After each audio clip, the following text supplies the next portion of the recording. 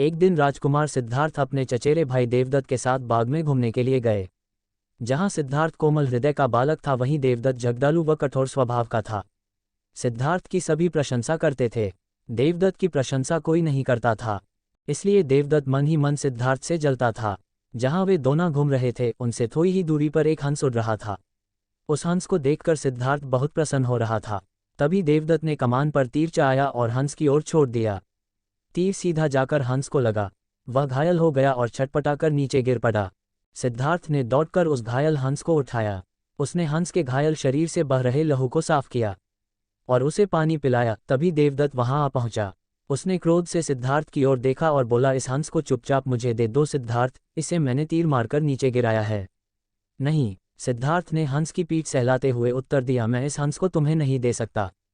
तुम निर्दयी हो, तुमने इस निर्दोष हंस पर तीर चलाया है। यदि मैं इसे न बचाता तो इस बेचारे की जान चली जाती।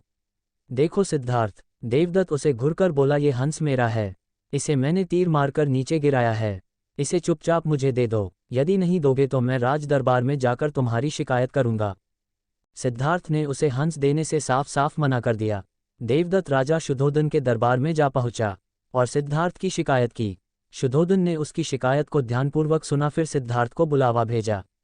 कुछ ही देर में सिद्धार्थ हंस को लेकर राज दरबार में उपस्थित हो गया।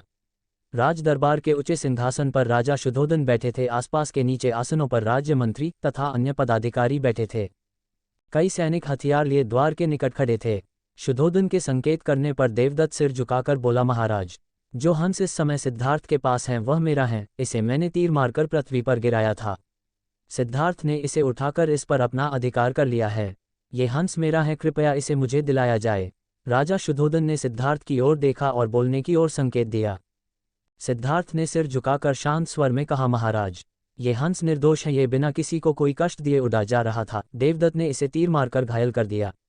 मैंने इसका उपचार किया है, इसके प्राण बचाए हैं। मैं समझता हूं कि प्राण लेने वाले से अधिक प्राण बचाने वाले का अधिकार होता है। मैं आपसे प्रार्थना करता हूं कि यह हंस मेरे पास ही रहने दिया जाए। मैं इसे बिल्कुल स्वस्थ करके आकाश में उड़ा देना चाहता हूं। शुद्धोधन ने अपने सभासदों से विचार विमर्श किया। वे सभी एक ही स्वर में बोले, महाराज, राजकुमार सिद्धार्थ का कहना बिल्कुल ठीक है। जीवन लेने वाले से बचाने वाले का अधिक अधिकार होता है, अतः हंस राजकुमार सिद्धार्थ के पास ही रहने देना चाहिए।